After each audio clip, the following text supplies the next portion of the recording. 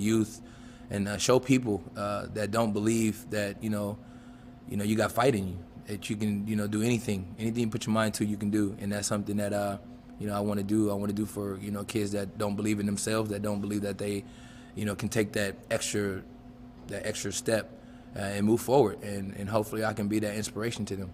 Was there a moment in training, maybe after a sparring session, where you thought, okay, I've got this now, like it's starting to click for me, or has it just been every day a new learning experience? Well, every day is always a new learning experience, but I take my hat off to my team, man, my coaches, my trainers. I mean, they do a hell of a job of pushing me and training me.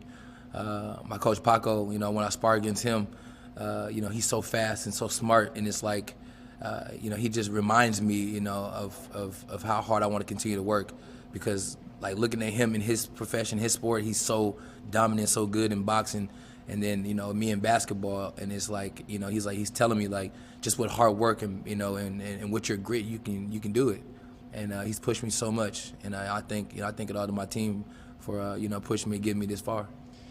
Let's talk about your opponent, Jake Paul. I think it's fair to describe him as a divisive character amongst fans.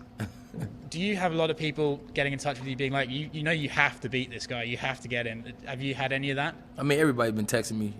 He's it's been fun just hearing what all the people, all my friends and family's been saying, and then everybody on social media, and everybody has their 2 cents and what they want to say. So tomorrow will be the day, and I can't wait. Looking forward to it. Obviously, coming into this, you knew he was going to talk trash.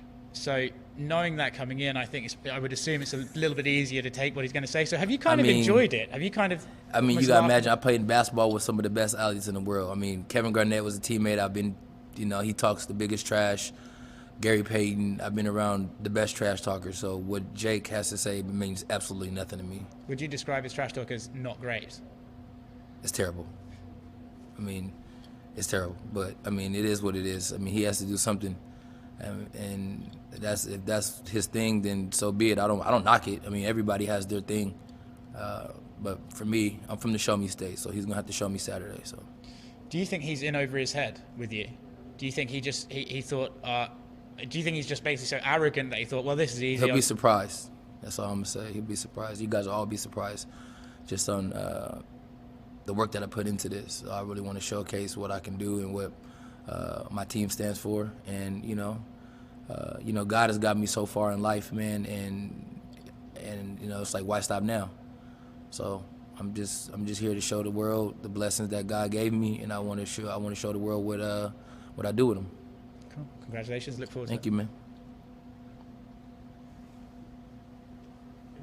How you doing? Good. So why boxing? Can you take us through the timeline of how you came to this place, from finishing up at the NBA and getting to the point where now you're going to fight on a Mike Tyson undercard? I mean, honestly, it's an honor, first and foremost. So I want to thank Triller. I want to thank Mike Tyson, Roy Jones, everybody for that. They even allowed me to be here to be able to do something so special. So, I mean, I don't know how, but I'm here. For me, I just want respect. Something that I've been wanting for a long time, from the NBA, from peers, from the experts, from whoever. I just want to earn respect, and this is a good way to go get it. When you were with the Clippers for that 10-day contract across the street 5 years ago, could you have ever imagined that you'd be a professional boxer 5 years later? Nah, not at all. I mean, if you'd have told me this 5 years ago, I'd have been like, yeah, right. It's like, yo, you're about to be on the undercard, Mike Tyson, Roy Jones. Like, I'd have been like, yeah, okay, yeah, what are you smoking? But I mean, it's a blessing, honestly, man. It's so cool. I mean, it's a great opportunity, and not too many people get this type of opportunity, and you just got to make the best of it. God puts you in certain situation for a reason, and this is why I'm here to see what that reason is for. How did you adapt to the difference between training in a team sport, where you're always around other guys, always have other people to push you, to getting into boxing, where it's an individual sport? Did you feel like you had to have a good team around you because you're used to being a team athlete? I mean, I think it is a team sport. It's just when you go And to battle by yourself when you're in the ring is just you, but it's like all the stuff that your team taught you, you just take that with you. I mean, the same thing in basketball, like the training that you put into, being by yourself, that's how you start. You start off taking the basketball, you shoot on the basket. There's no team, it's you. And then you learn, I want to play basketball, then you get on the team. So it's the same steps. I got a great team, great foundation. I mean, for me, I think I'm a fast learner. I'm a great listener. And then on top of that, I love to have fun. I love a challenge, and this is definitely probably the biggest challenge of my life. And this is why I'm here. How different is your body now compared to when you were in the NBA? You have different physical needs as a boxer. What have you done? What have you added? What have you subtracted? I mean, added knowledge. I would say that's what I definitely added. Something I gave up. I mean, just gave up eating meat. Just trying a healthy life. At 36, I want to be in the best shape of my life, which I think I am. I think boxing helped me out tremendously and getting in great shape. I think I'm in better shape than I was when I was 21, playing professional basketball. So, and that's, for me, that's kind of scary because it's like, wow, like, I feel like I'm aging in reverse. I'm getting younger. And it feels that way from the way I've been eating, from the way I've been training. And I'm looking forward to, really going out there and, showing the world, what I got. It's interesting you say that you're 36, probably in better shape than you were when you were 21. Yeah, I know I am. That dude's 54. He looks like a guy half his age. That dude's 51, and he never stopped fighting.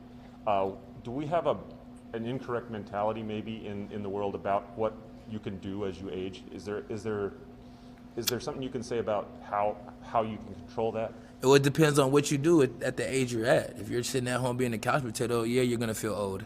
If you're not doing that, you're not working, you're not putting in the work, you're not grinding, you're gonna feel old. The age is just, man, it's in the mind. So how young do you want to feel? How long do you want to be? And I feel like I'm gonna be young forever because I feel like, I can't stop working out. I have to do something every day. I can't just sit around. And thank God that, I had kids very young, and, my 16-year-old, my 14-year-old, my 11-year-old, my 5-year-old, like, they keep me busy, and it's fun being able to, go outside and challenge my son. He's 16, who can dunk and play and hoop like me. Like, that's awesome, and I want to be able to install, that grit, that fire, within them that I had, that hunger, and they have it. And to have kids, athletic like you, that share the same dreams and passion, it's gonna keep you young. They keep me young, and I thank God for my kids for keeping me, this young. At 36, I know my dad wasn't running around doing what I'm doing, so I know I'm ahead of the curve, and I hope to stay that way. What did Mike and Roy mean to you growing up? Everything, man. It's funny, I shared a story. I seen Roy's team out earlier, and when I was with the Knicks, he came and practiced with the Knicks with us, like a full practice. And it was like one before his fight early in his career. And it was pretty cool, like, as 21-year-old, rookie, 21, I was young, and I was like, yo, like, I was freaking out. I was like, bro, Roy Jones is really at our practice, like, hooping with us. I called my brother, called my friends back home, and that was like one of the highlights of my life, to be able to, rub shoulders and hoop with somebody that, you looked up to, boxing, and one of my favorite boxers, and then Mike Tyson. Me and my dad used to sit back and watch, a lot of his 30-second bouts. He used to knock people out so early, so fast. Like, you go to the kitchen, get popcorn, come back, the fight's over. So just to be, in these guys' presence, man, it's very humbling. It's an honor, and it's magical. You can feel it. You can feel it in the atmosphere in the room. The energy is electric, and I love it. Is your dad a big boxing guy? Oh yeah, big time, man. Oh, Muhammad Ali, just everybody. Smoking Joe, Sugar Ray, everybody. He loves everybody, and cool. It's pretty cool that I get to kind of fulfill a dream of my dad's by doing something so special. Cool. Thanks, man. Appreciate Yep. it.